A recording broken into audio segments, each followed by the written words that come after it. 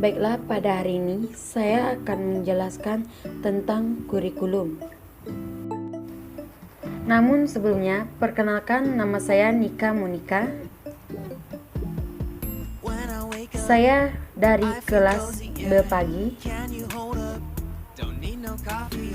Prodi Pendidikan Teknologi Informasi dan Komputer. Baiklah, pada hari ini saya akan menjelaskan apa itu kurikulum. Langsung saja, pengertian kurikulum yaitu dalam dunia pendidikan formal, kurikulum memegang peran penting demi tercapainya kesuksesan belajar. Seiring berkembangnya zaman, kurikulum sering mengalami perubahan. Pengertian kurikulum yaitu adalah kumpulan rencana, tujuan, materi pembelajaran, dan bahkan cara mengajar yang digunakan sebagai pedoman peran pengajar demi terwujudnya tujuan akhir pembelajaran. Secara etimologis, kurikulum berasal dari kata yang diambil dari bahasa Yunani, yaitu kuril yang berarti pelari, serta kurere artinya tempat terpacu. Istilah ini dahulunya digunakan dalam dunia olahraga, dan jika ditinjau dari segi istilahnya, kata kurikulum dapat diartikan sebagai suatu jarak yang harus ditempuh oleh seseorang pelari agar dia bisa mendapatkan medali ataupun penghargaan yang lainnya. Kemudian hal tersebut diadaptasi ke dalam dunia pendidikan menjadi jumlah mata pembelajaran yang harus diajarkan ditempuh oleh seorang peserta didik untuk mendapatkan ijazah sebagai penghargaan. Menurut para ahli, yang pertama itu Undang-Undang Nomor 20 Tahun 2003, seperangkat rencana dan pengaturan mengenai tujuan, isi, dan bahkan pelajaran serta cara yang digunakan sebagai pedoman penyelenggaraan kegiatan pembelajaran untuk mencapai tujuan pendidikan yang tertentu. Yang kedua itu yaitu From Dr. S. Nasution MA. Dalam bukunya yang bertuju Kurikulum dan Pengajaran, beliau menyatakan bahwa kurikulum adalah serangkaian rencana yang disusun demi melancarkan proses belajar dan mengajar. Rencana tersebut dilakukan di bawah bimbingan dan tanggung jawab lembaga pendidikan dan para pengajar lembaga lainnya. Yang ketiga itu Dr. H. Nana Sutjana. Dalam bukunya yang berjudul Pembina dan Pengembangan Kurikulum di Sekolah, beliau berpendapat bahwa kurikulum merupakan kumpulan niat dan harapan yang tertuang dalam bentuk program pendidikan yang mana dilaksanakan oleh guru di sekolah. Jadi, dapat disimpulkan bahwa kurikulum juga merupakan alat atau saran yang dirumuskan demi tercapainya tujuan pendidikan melalui proses belajar mengajar. Selanjutnya yaitu fungsi kurikulum. Sebagai rangkaian rencana demi terwujudnya tujuan pendidikan, tentu kurikulum memiliki beberapa fungsi, antara lain yang pertama itu fungsi penyesuaian. Kurikulum memiliki sifat mampu beradaptasi dengan perubahan yang terjadi dalam lingkungan yang cenderung dinamisnya. Dan yang kedua itu yaitu fungsi integrasi. Kurikulum mampu menjadi alat pendidik yang dapat membentuk pribadi-pribadi yang utuh serta mampu mereka memiliki perbedaan. Kurikulum mampu menjadi alat pendidikan yang dapat membentuk pribadi yang utuh serta berintegrasi di masyarakat. Yang selanjutnya yaitu fungsi persiapan. Sebagai alat pendidikan, kurikulum berfungsi untuk membantu dan mempersiapkan peserta didik untuk dapat menunjukkan ke jenjang pendidik berikutnya, serta siap untuk hidup bermasyarakat apabila peserta didik tersebut tidak melanjutkan bidang studinya. Yang selanjutnya yaitu fungsi pemilihan. Kurikulum memfasilitasi para peserta didik dengan cara memberi mereka kesempatan untuk memilih program belajar yang sesuai dengan minat mereka masing-masing. Selanjutnya, fungsi diagnostik. Kurikulum berfungsi untuk memahami dan mengarahkan potensi dari seorang peserta didik agar dia dapat mengalih terus potensinya dan memperbaiki kelemahannya. Sedangkan untuk peserta didik, kurikulum berfungsi untuk membantu mereka agar dapat memahami materi dan melaksanakan proses pembelajaran dengan mudah dan baik, sehingga target pembelajaran dapat dicapai mereka. Dan selain itu, peserta didik juga diharapkan mendapatkan pengalaman baru yang bisa saja menjadi bekal di kehidupan nantinya. Selanjutnya yaitu tujuan kurikulum. Sebagai alat pendidik, tentu kurikulum diciptakan bukan tanpa tujuan. Bahkan kurikulum muncul dan terus berkembang agar dapat mencapai tujuan pendidikan. Tujuan utama kurikulum adalah untuk mempersiapkan peserta didik agar dapat menjadi pribadi serta warga negara yang kreatif, inovatif, dan juga aktif ketika dia berada di lingkungan masyarakat nantinya. Selain itu, kurikulum juga berfungsi untuk mendidik dan membimbing peserta didiknya agar dapat berkontribusi secara positif dalam kehidupan bermasyarakat, berbangsa, dan bernegara. Selanjutnya yaitu komponen kurikulum. Ada 5 komponen kurikulum yang terdiri dari: yang pertama itu tujuan kurikulum. Setiap negara memahami betapa pentingnya pendidikan bagi masyarakat depan bangsa. Maka dari itu, setiap negara merumuskan tujuan pendidikannya yang ingin dicapai melalui kurikulum.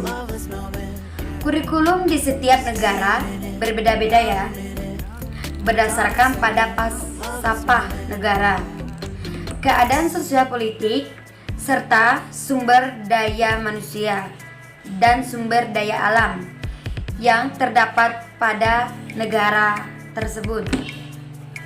Di Indonesia, tujuan pendidikan dirumuskan antara lain: yang pertama itu tujuan pendidikan dasar yang melakukan fondasi dasar kecerdasan, pendahuluan, kepribadian, akhlak mulia, serta keterampilan agar peserta didik dapat hidup mandiri dan siap mengikuti jenjang pendidikan yang lebih baik ataupun lanjut. Selanjutnya yaitu tujuan pendidikan negara, yang itu pendidikan yang meningkatkan kecerdasan, pengetahuan, kepribadian, akhlak mulia, serta keterampilan agar peserta didik dapat hidup mandiri dan melanjutkan pendidikannya ke jenjang yang lebih serius.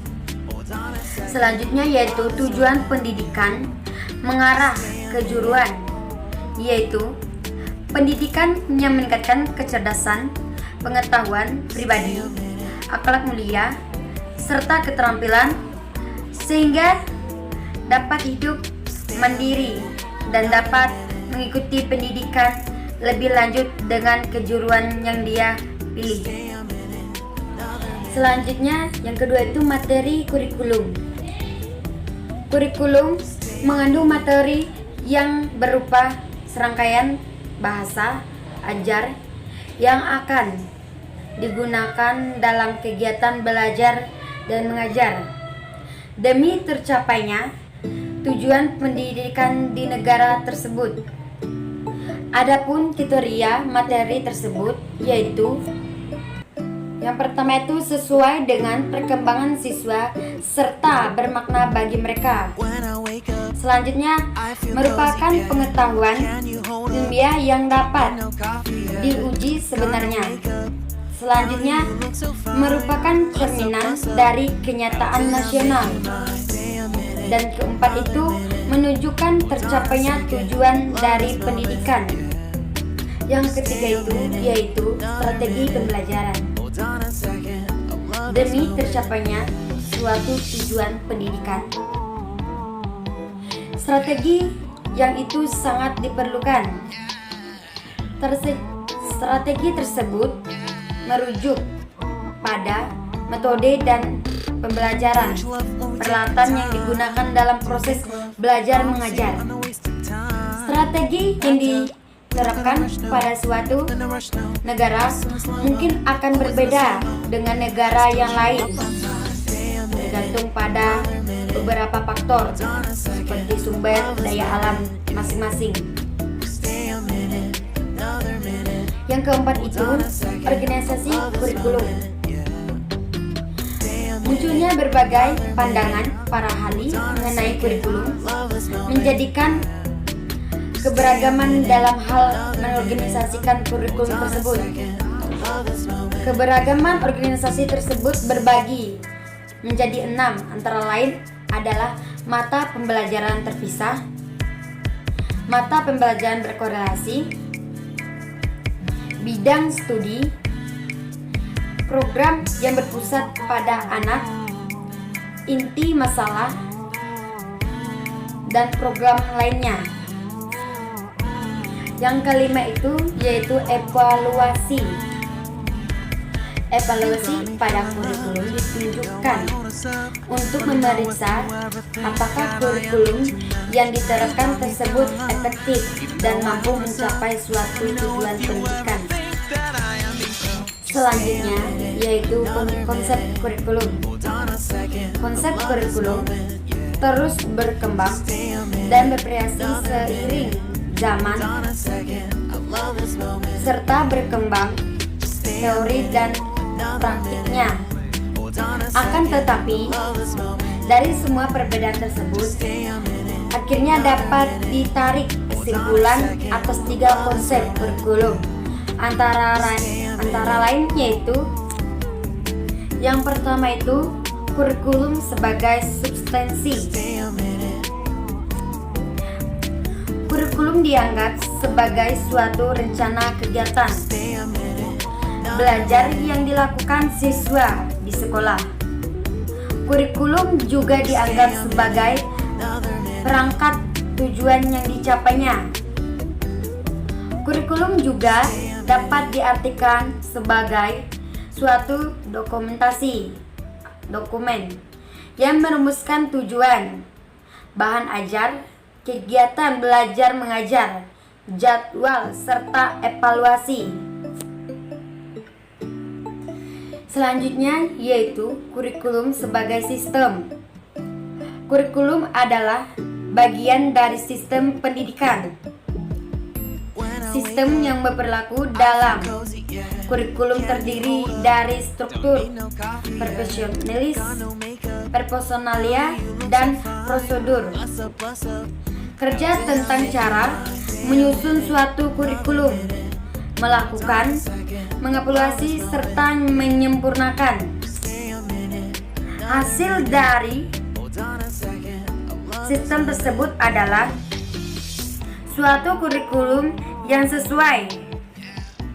Adapun fungsi dari sistem tersebut adalah untuk memelihara kurikulum yang tengah atau akan diterapkan agar tetap dinamis. Selanjutnya yang ketiga itu kurikulum sebagai bidang studi.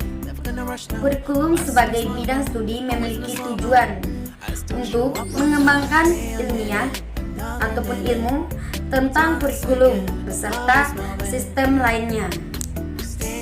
Selanjutnya yaitu perkembangan kurikulum di Indonesia. Karena kurikulum bersifat dinamis, yaitu menyesuaikan dengan perkembangan zaman, tidak mengherankan jika kurikulum di Indonesia mengalami penggantian dari masa dan ke masa. Kurikulum yang pertama yang ada di Indonesia disebut dengan Rencana Pelajaran, yaitu pada tahun 1947, yang menekankan pada pembentukan karakter masyarakat di Indonesia sebagai manusia yang merdeka dan berdaulatkan. Kemudian, kurikulum disempurnakan oleh Rencana Pelajaran Terurai 1952, yaitu tahun 1952, yang mulai menerapkan seseorang guru mengajarkan satu mata pelajaran. Sedangkan pada tahun 1964, kurikulum di Indonesia kembali disempurnakan dengan menekankan pada program perencanaan, yaitu pengembangan moral, kecerdasan, emosional, keterampilan, dan jasmani. Pada tahun 1968, kurikulum di Indonesia mengalami perubahan kembali, yaitu yang menekankan pada pembentukan Pancasila, pembentukan manusia Pancasila sejati. Pada tahun 1975, kurikulum yang baru pun menggantikan kurikulum 1968, menggantikan pada tahun 1968. Kurikulum yang baru ini dikenal dengan sebutan pelajaran yang dimaksud adalah rencana pembelajaran setiap satu bahasa.